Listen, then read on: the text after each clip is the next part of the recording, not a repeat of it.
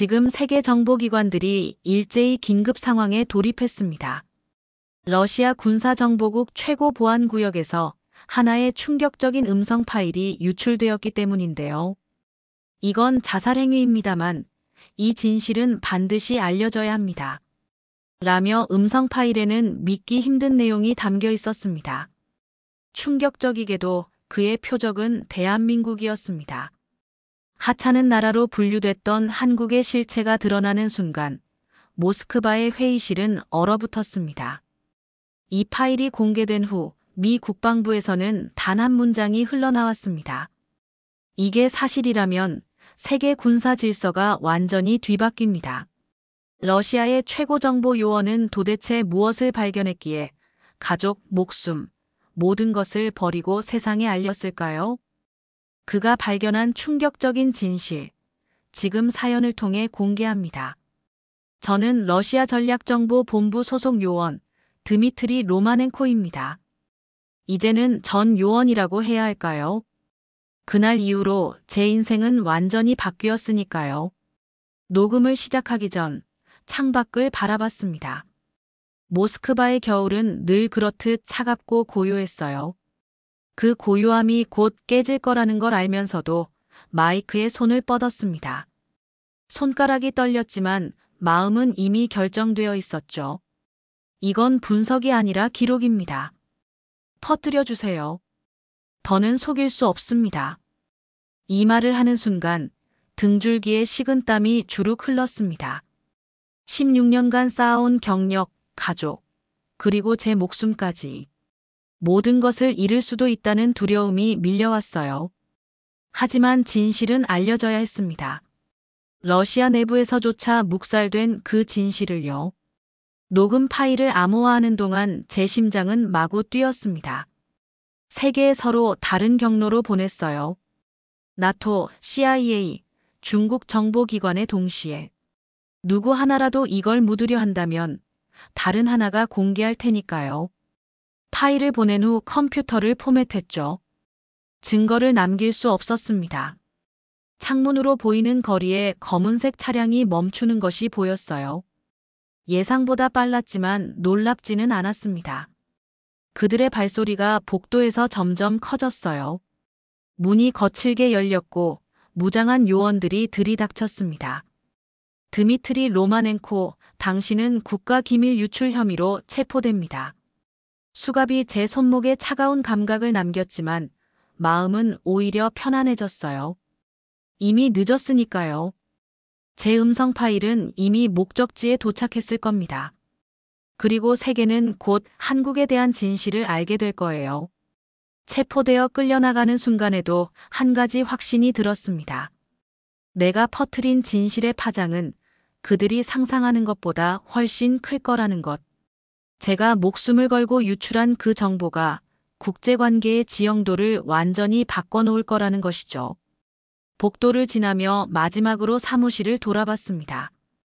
이제 돌아올 수 없을 거라는 걸 알았죠. 하지만 괜찮았습니다. 한 사람의 희생으로 세계가 진실을 알게 된다면 그것으로 충분했으니까요. 처음에 한국을 분석하는 임무를 받았을 때 솔직히 실망했습니다.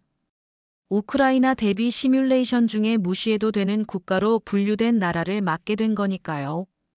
다른 동료들은 미국, 영국, 독일 같은 주요 국가들을 맡았는데 저는 변방의 작은 나라를 분석하게 된 겁니다. 보리스 국장이 던진 서류 한 장에는 전략적 중요도 낮음이라고 적혀 있었어요. 마치 무언가를 얕보는 듯한 그 표현이 지금도 생생합니다. 사무실로 돌아와 한국에 대한 기본 정보를 검토하기 시작했어요. 반도에 위치한 작은 나라, 북한과 대치 중 미국의 동맹국. 표면적으로는 특별할 것 없어 보였습니다. 하지만 데이터를 분석하기 시작하면서 이상한 점을 발견했죠. 수출 통계, 군사력 지표, 기술 발전 속도. 모든 수치가 기존 분석과 맞지 않았어요. 처음에는 제 계산이 잘못된 줄 알았습니다. 다시 확인해도 같은 결과가 나왔어요. 밤을 새워가며 자료를 더 파고들었습니다. 군사력 증강 속도는 공식 보고서보다 30% 이상 빨랐고 방위산업 성장률은 예상치의 2배에 달했어요. 첨단 기술 개발 분야에서도 놀라운 진전을 보이고 있었죠. 모든 지표가 하찮은 나라라고 하기엔 너무 높았습니다. 화면에 띄운 그래프를 보며 혼자 중얼거렸어요. 뭔가 이상해. 숫자들이 우리를 조용히 비웃고 있어. 자료실에서 추가 정보를 찾아왔습니다. 한국의 역사, 산업구조, 교육 시스템. 모든 것을 샅샅이 조사했어요. 밤이 깊어갈수록 제 의심은 확신으로 바뀌어 갔습니다. 우리가 한국을 하찮은 나라로 분류한 건 실제 데이터를 무시했기 때문이었죠. 정치적 판단이 객관적 분석을 가린 전형적인 사례였습니다. 그날 이후 저는 한국에 관한 모든 것을 파헤치기 시작했어요. 공식 보고서가 아닌 실제 데이터를 바탕으로요. 매일 밤 늦게까지 사무실에 남아 정보를 모았죠. 제 책상은 한국 관련 자료로 가득 찼어요.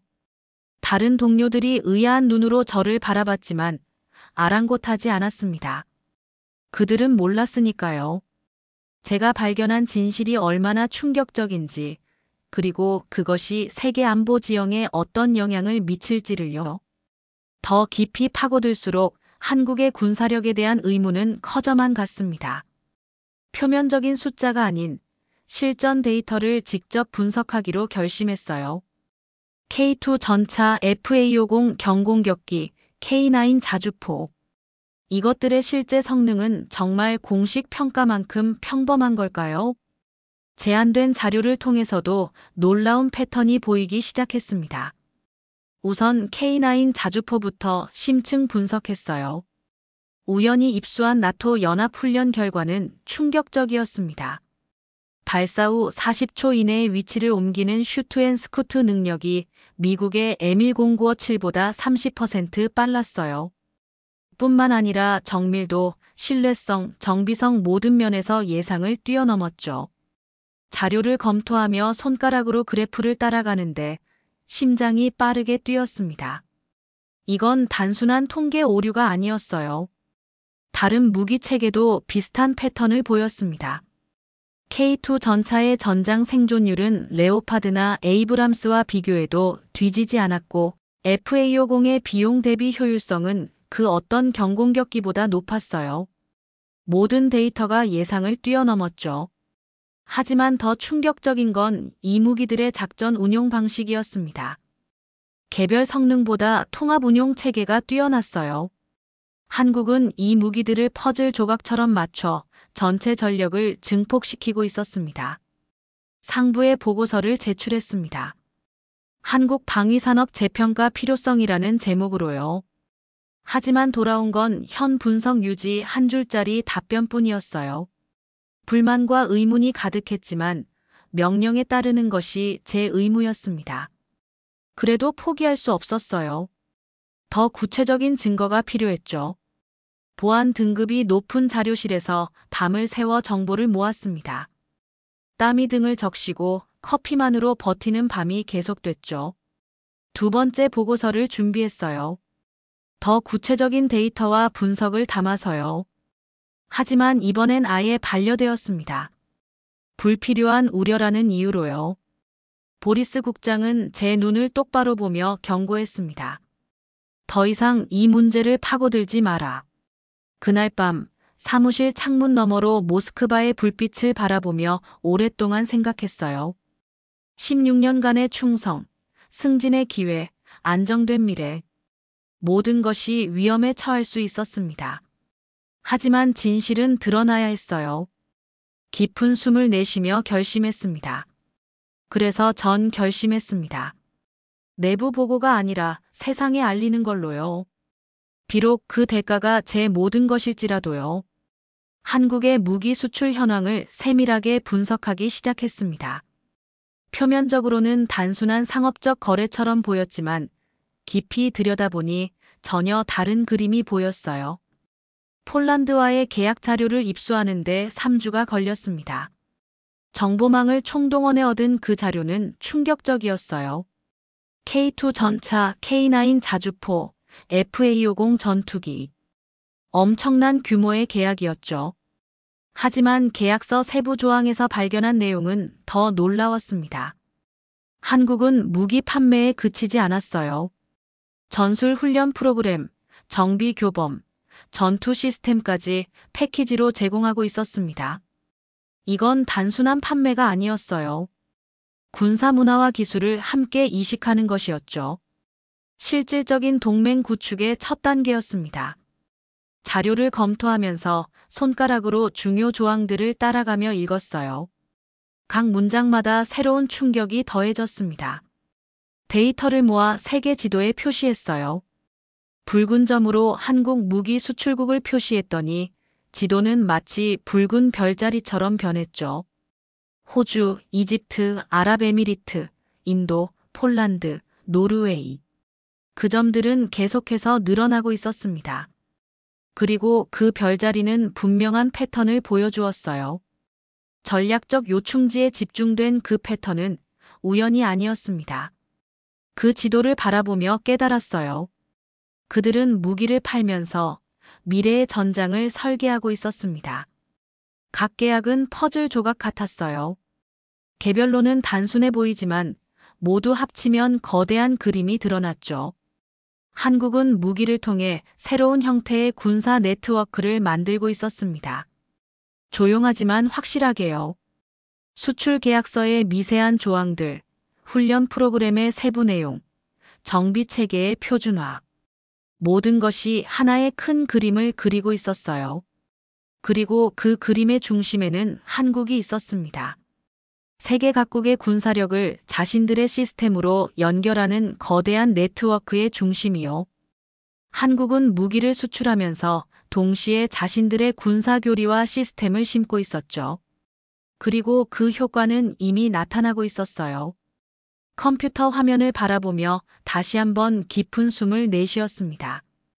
이 정보가 얼마나 중요한지, 그리고 이것이 세계 안보 지형에 어떤 영향을 미칠지 생각하니 등골이 서늘해졌어요. 그리고 더욱 확신했습니다. 이 진실은 반드시 세상에 알려져야 한다고요. 한국군의 지휘 체계에 대해 깊이 파고들수록 놀라움은 커져만 갔습니다. 표면적으로는 미국 시스템과 비슷해 보였지만 내부는 완전히 달랐어요. 그리고 그 차이가 엄청난 강점을 만들어내고 있었죠. 보안 등급이 높은 자료들을 교차 검증하며 밤을 새웠습니다. 눈이 충혈되고 등이 뻐근해져도 멈출 수 없었어요. 발견한 패턴이 너무 흥미로웠으니까요. 우선 현장 지휘관의 자율권이 놀라웠습니다. 한국군은 지휘관에게 임무형 지휘라는 상당한 자율성을 부여했어요. 이는 러시아나 중국과 같은 중앙 집권적 지휘 체계와 완전히 대비되는 것이었죠. 그러면서도 전체적인 통제는 유지했습니다. 이 균형이 절묘했어요. 이건 혼합형이다. 분석 자료를 보며 중얼거렸습니다. 미국식 유연함과 독일식 정확성, 그리고 한국 특유의 신속함이 결합된 형태였죠. 다음으로 발견한 건 AI 전장 예측 시스템이었어요. 한국은 전장인식 통합체계라는 시스템을 운용 중이었습니다. 이 시스템은 실시간으로 전장 상황을 분석하고 최적의 대응책을 제시했죠. 우리 정보국은 이 시스템의 존재를 알고 있었지만 그 능력을 과소평가하고 있었어요. 시뮬레이션 결과를 비교해봤습니다. 동일한 상황에서 한국군의 대응 속도는 미국보다 15%, 러시아보다 무려 42% 빨랐어요. 그래프를 보며 눈을 비볐습니다. 믿기 힘든 수치였죠. 더 파고들수록 더 많은 놀라운 사실들이 드러났어요. 드론 연동 체계는 특히 인상적이었습니다. 한국은 전투원 개인부터 지휘부까지 모든 계층을 드론 네트워크와 연결했어요. 이로 인해 정보 흐름이 놀라울 정도로 빨라졌죠. 병사 개인 장비의 네트워크와도 주목할 만했습니다. 각 전투원은 마치 살아있는 센서처럼 전장 정보를 실시간으로 공유했어요. 민간 기술의 신속한 군사적 적용 역시 특기할 만했습니다. 스마트폰 기술, 게임 엔진, AI 알고리즘. 민간에서 검증된 기술을 군사 목적으로 빠르게 전환했죠. 한밤중 한국군이 참여한 다국적 군사훈련 영상을 발견했어요. 그리고 그 영상 속에서 한국군 지휘관이 미군 장교들에게 작전을 설명하는 장면을 봤죠. 미군 장교들의 표정이 인상적이었습니다. 처음에는 의구심, 그리고 점점 놀라움으로 바뀌어가는 그 표정. 이건 우리 정보국 누구도 몰랐습니다. 오직 전장에 나간 자들만 알았죠. 화면을 끄며 중얼거렸습니다. 그리고 더욱 확신했어요. 이 정보는 세상에 알려져야 한다고요. 보안 서버를 검색하던 중 우연히 한 파일을 발견했습니다. 출처불명의 암호화된 파일이었죠. 호기심에 복호화를 시도했어요. 3번의 실패 끝에 4번째 알고리즘으로 성공했습니다. 화면에 펼쳐진 건 한국 707특임대의 야간 침투 훈련 영상이었어요. 처음 10초 동안은 아무것도 보이지 않았습니다. 어둠 속에서 카메라만 흔들릴 뿐이었죠. 그러다 갑자기 나이트 비전으로 전환되었어요. 그리고 제 눈앞에 펼쳐진 광경은 충격적이었습니다. 특수부대원들이 물속에서 나타났어요. 소리 없이 물결 하나 일으키지 않고요. 그들의 움직임은 너무 부드러워서 마치 물과 하나가 된 것 같았습니다. 장비, 무기, 통신 시스템. 모든 것이 완벽하게 통합되어 있었어요. 그들은 마치 하나의 유기체처럼 움직였죠. 전술적 판단, 위기 대응, 즉각적 적응. 모든 면에서 탁월했습니다. 특히 인상적이었던 건 그들의 팀워크였어요. 말 한마디 없이도 완벽하게 호흡을 맞추는 모습은 수년간의 합동훈련 없이는 불가능한 것이었죠. 영상을 보는 동안 숨을 쉬는 것도 잊었습니다. 30분짜리 영상이 끝났을 때 제 셔츠는 땀으로 젖어 있었어요. 이 영상은 전문가에게 보여줘야 했습니다. 모스크바 본부의 특수작전 분석관 니콜라이를 찾아갔죠. 그는 러시아 최고의 특수작전 전문가였어요. 20년 넘게 스페츠나츠에서 활동했고 전 세계 특수부대를 연구해온 사람이었습니다. 그의 사무실에 들어갔어요. 니콜라이, 이거 좀 봐줘. 영상을 보여주며 말했습니다. 그는 처음엔 무심하게 보다가 점점 앞으로 몸을 기울이기 시작했어요. 영상이 끝나자 니콜라이는 한참 동안 침묵했습니다. 그의 표정에서 충격을 읽을 수 있었어요. 그리고 한참 후에야 그가 물었습니다. 이게 어디서 나온 거야? 한국이야. 제가 대답했어요. 니콜라이는 믿지 못한다는 표정을 지었습니다. 아니, 이런 수준의 작전 능력은. 그의 목소리가 떨렸어요. 20년 경력의 베테랑을 이렇게 동요시킬 수 있다니요. 다음 날 니콜라이의 요청으로 회의실에서 영상을 공개했습니다. 고위 분석관들이 모였죠. 영상이 시작되자 처음에는 약간의 웅성거림이 있었어요. 하지만 시간이 지날수록 방은 점점 조용해졌습니다. 영상이 끝났을 때 회의실은 완전한 정적에 빠졌어요. 마치 모두가 숨을 멈춘 것 같았죠. 이게 실화냐? 한 장성이 마침내 침묵을 깼습니다. 저는 고개를 끄덕였어요. 네, 실제 훈련 영상입니다. 그리고 덧붙였습니다. 그들은 전쟁을 시뮬레이션하지 않았어요.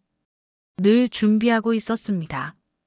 한국 연구를 계속하면서 한 가지 의문이 계속 머릿속을 맴돌았습니다. 왜 한국은 핵무기를 개발하지 않았을까요? 주변국들 중국, 러시아, 북한은 모두 핵을 보유하고 있었어요. 기술력도 있고 자원도 있고 충분한 동기도 있었는데 왜 핵 개발의 길을 가지 않았을까요? 이 의문을 풀기 위해 한국의 방위 전략을 더 깊이 분석했어요. 국방 정책부터 무기 개발 프로그램까지 모든 것을 살펴봤습니다. 그리고 놀라운 패턴을 발견했어요. 한국은 핵 없이도 핵 보유국과 같은 억제력을 구축하고 있었습니다. 정교하고 치밀한 전략이었죠. 원자력 기술은 세계 최고 수준이었어요. 30개가 넘는 원전을 운영하며 축적한 기술력은 말도 안 되게 놀라웠습니다. 이론적으로는 언제든 핵무기 제조로 전환될 수 있는 능력이었죠. 하지만 그들은 그 선을 넘지 않았어요. 대신 그 기술력을 다른 방식으로 활용했습니다. SLBM 잠수함 발사 탄도미사일 개발도 눈에 띄었어요. 핵 억제력의 핵심 요소인 이 기술을 한국은 이미 보유하고 있었습니다. 다만 탄두만 재래식이었을 뿐이었죠. 초음속 미사일과 정밀 타격 능력도 주목할 만했어요. 목표물을 정확하게 타격할 수 있는 능력은 핵의 무차별적 파괴력과는 다른 종류의 억제력을 제공했습니다. 자료를 분석하면서 중얼거렸어요. 이 나라가 핵을 안 가진 건 못해서가 아니라 안 하기로 한 거야. 그들의 전략은 비핵 억제력이었습니다. 핵 없이도 충분한 억제력을 갖추는 것이요. 그리고 그것은 여러 측면에서 더 스마트한 선택이었어요. 국제적 제재 없이, 도덕적 논란 없이, 경제적 부담 없이 강력한 안보를 구축하는 방법이었으니까요. 한국의 방어 능력을 테스트하기 위해 시뮬레이션을 돌려봤어요. 가상의 분쟁 상황에서 한국의 대응력을 검증하는 작업이었죠. 결과는 충격적이었습니다. 한국은 핵 보유국의 공격조차 상당 기간 저지할 수 있었어요. 다층 방어 체계, 정밀 타격 능력, 사이버 방어력, 그리고 동맹국과의 연계. 모든 것이 완벽하게 맞물려 돌아갔습니다. 특히 인상적이었던 건 그들의 미사일 방어 시스템이었어요. 한국은 자체 개발한 MSAM, LSAM과 함께 미국의 사들을 통합 운영하고 있었습니다. 이 시스템들은 서로의 취약점을 보완하며 거의 뚫을 수 없는 방어막을 형성했죠. 시뮬레이션에서 핵미사일 방어 성공률은 놀랍게도 83%에 달했어요. 이건 미국이나 러시아의 방어 시스템에 버금가는 수치였습니다. 사이버 전력도 세계 최고 수준이었어요. 한국은 디지털 인프라가 발달한 만큼 사이버 공격과 방어 능력도 뛰어났습니다. 특히 북한의 지속적인 사이버 공격에 대응하며 축적한 경험은 그 어떤 나라도 따라올 수 없는 것이었죠. 시뮬레이션에서 한국의 사이버 방어 체계는 러시아 해커 그룹의 공격을 97% 차단했어요. 믿기 힘든 수치였습니다. 정밀 타격 능력도 주목할 만했어요. 한국은 현무 미사일 시리즈를 통해 반경 1500km 이내의 모든 목표물을 정확히 타격할 수 있었습니다. 이는 주변국의 핵시설을 무력화할 수 있는 능력이었죠. 핵 없이도 핵을 억제하는 전략이었어요. 모든 자료를 검토하며 깊은 생각에 잠겼습니다. 이 나라는 우리가 생각했던 것보다 훨씬 더 강력했어요. 그리고 그 강력함은 표면적인 군사력이 아니라 치밀한 전략과 기술의 조합에서 나오는 것이었습니다. 그들은 핵이 없다는 이유로 과소평가되었지만 실제로는 그 누구보다 현명한 방식으로 자국을 지키고 있었어요. 데이터를 정리하며 깨달았습니다. 우리는 한국을 완전히 잘못 판단하고 있었어요. 핵이 없다고 약하다고 생각한 것이 얼마나 어리석은 판단이었는지를요. 그들은 핵 없이도 핵보다 더 스마트한 억제력을 구축했습니다. 그리고 이 사실은 세계가 알아야 했어요. 모든 연구를 마무리하며 최종 보고서를 작성하기 시작했습니다. 전략적 오판 대한민국이라는 제목을 붙였죠. 3개월간의 철저한 분석, 밤샘 연구, 위험을 감수하며 수집한 정보들을 총망라했어요. 모든 분석 자료, 증거, 결론을 담았죠. 400페이지가 넘는 방대한 분량이었습니다. 밤이 깊어갈수록 창밖의 모스크바는 점점 더 고요해졌어요. 하지만 제 마음은 결코 고요하지 않았습니다. 이 보고서가 가져올 파장을 생각하니 심장이 빠르게 뛰었어요. 그리고 결정적인 질문이 제 마음을 짓눌렀습니다. 이 보고서를 정말 제출해야 할까요? 지난 몇 달간의 경험을 돌이켜봤어요. 첫 번째 보고서가 묵살되었던 순간, 두 번째 보고서가 반려되었을 때의 실망감, 그리고 상관들의 냉담한 반응. 이 보고서도 같은 운명을 맞을 게 뻔했습니다. 아니, 어쩌면 더 심각한 결과가 있을지도 모르죠. 이런 파격적인 분석은 제 경력에 치명타가 될 수도 있었으니까요. 하지만 진실은 알려져야 했어요. 세계는 한국의 실체를 알아야 했습니다. 깊은 숨을 내쉬며 결심했어요. 이 보고서는 상부에 제출하지 않기로요. 대신 더 효과적인 방법을 선택하기로 했습니다. 컴퓨터 앞에 앉아 녹음 장치를 준비했어요. 손가락이 떨렸지만 마음은 확고했습니다. 모든 핵심 내용을 음성 파일로 녹음하기 시작했어요. 제 목소리는 처음엔 떨렸지만 점점 단단해졌습니다. 이 음성을 듣는 분들께 저는 러시아 전략정보본부 소속 드미트리 로마넨코입니다. 제가 지금 공유하는 정보는 세계의 전략 지형을 바꿀 것입니다. 한국이라는 나라, 우리가 모두 과소평가했던 그 나라의 실체에 관한 것입니다. 한국의 군사력, 지휘체계, 방위산업, 비핵억제 전략. 3개월간의 연구 결과를 40분 동안 간결하게 요약했어요. 녹음을 마치자 깊은 안도감과 동시에 두려움이 밀려왔습니다. 이제 돌이킬 수 없는 강을 건넜다는 걸 알았어요. 녹음 파일을 암호화하고 세계에 서로 다른 경로로 보냈습니다. 나토, CIA, 중국 정보기관에 동시에요. 누구 하나라도 이걸 묻으려 한다면 다른 하나가 공개할 테니까요. 파일을 보낸 후 모든 흔적을 지웠습니다. 컴퓨터를 포맷하고 문서를 파쇄하고 메모리 카드를 물리적으로 파괴했어요. 그리고 마지막으로 400페이지 보고서를 불 속에 던졌습니다. 종이가 타들어가는 것을 보며 생각했어요. 이제 정말 끝이구나. 다음 날 아침 예상대로 보안 요원들이 사무실에 들이닥쳤어요. 드미트리 로마넨코, 당신은 국가기밀 유출 혐의로 체포됩니다. 저는 저항하지 않았습니다. 이미 목적을 달성했으니까요. 구치소에서 보낸 첫날, 보리스 국장이 찾아왔어요. 그의 얼굴은 분노와 실망, 그리고 약간의 호기심이 섞여 있었습니다. 왜 그랬지, 드미트리? 왜? 그가 물었어요. 진실을 알려야 했습니다. 제가 대답했죠. 그는 고개를 저었어요. 하필 한국이었어. 그렇게 중요한 나라도 아닌데. 저는 웃음을 지었습니다. 그게 바로 우리의 오판입니다.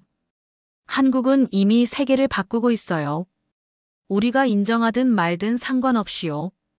보리스는 한참 동안 저를 바라보더니 한숨을 쉬었습니다. 넌 대가를 치르게 될 거야, 드미트리. 알고 있습니다. 제가 대답했어요. 하지만 그만한 가치가 있어요. 그가 떠난 후 작은 창문으로 하늘을 바라봤습니다.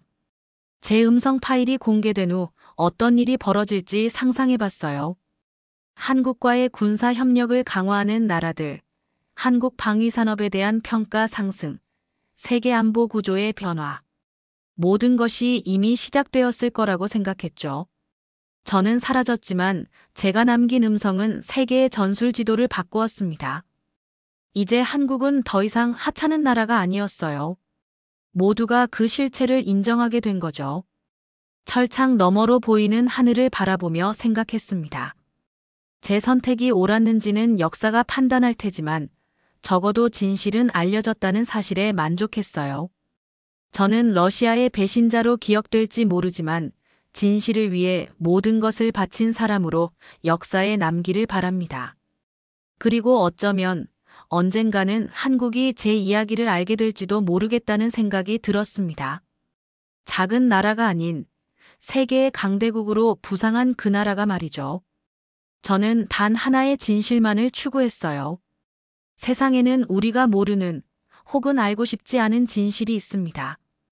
그리고 때로는 그 진실을 알리기 위해 누군가 모든 것을 걸어야 하죠. 제가 한국의 진실을 알린 이유는 단순합니다. 세계는 오판에 기반한 결정을 내려서는 안 되니까요. 작은 나라일지라도 그 나라의 진정한 가치와 능력을 존중해야 합니다. 이것이 제가 여러분에게 전하고 싶은 메시지입니다. 오늘 사연은 여기까지입니다. 드미트리 로마넨코의 사연을 통해 선입견과 오판이 얼마나 위험한지, 그리고 진실을 위해 기꺼이 모든 것을 희생할 수 있는 용기가 얼마나 중요한지 느낄 수 있었어요. 한 나라를 하찮다고 판단했던 그가 결국 그 나라의 진정한 가치를 세상에 알리기 위해 자신의 모든 것을 바쳤습니다. 때로는 세상을 바꾸는 것이 한 사람의 용기에서 시작된다는 것을 로마넨코의 이야기는 우리에게 보여줍니다. 여러분은 어떻게 생각하시나요?